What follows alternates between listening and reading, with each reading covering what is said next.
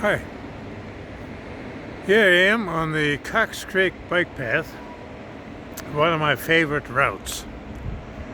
And, I'm just going along here, enjoying the December air.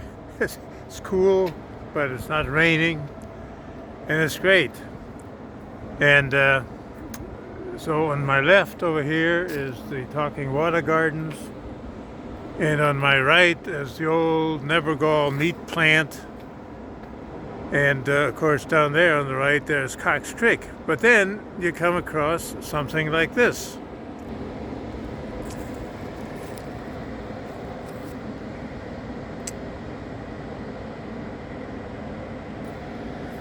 Well, and you wonder, what's the point? Why would somebody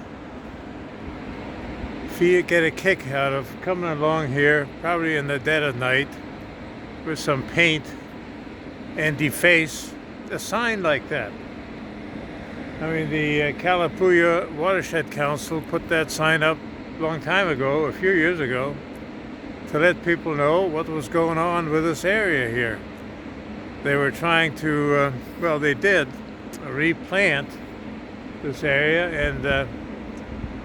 and of course they also took out a little dam that was here and made this part of the Cox Creek a refuge for fish during the wintertime. And so it was kind of interesting to read about what was being done with this area on this sign. And here some jerk comes along with paint and a paintbrush, I guess, looks like, and messes it up.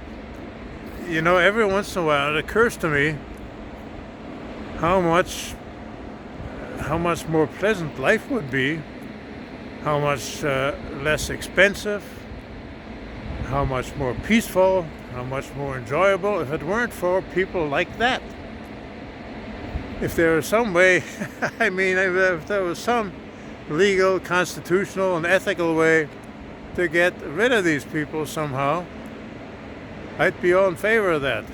But I want to emphasize, it's got to be legal, constitutional, it's got to be ethical, got to be moral, and all that. I guess the best way, maybe the only way, would be to make sure that everybody is grounded early on in childhood and during adolescence in what's right and what's wrong, and to choose the right path. Now that sounds a little corny maybe, but I don't know any other way to try to get back to some kind of a civilized society, not just in connection with vandalism on out-of-the-way signs, but just in general.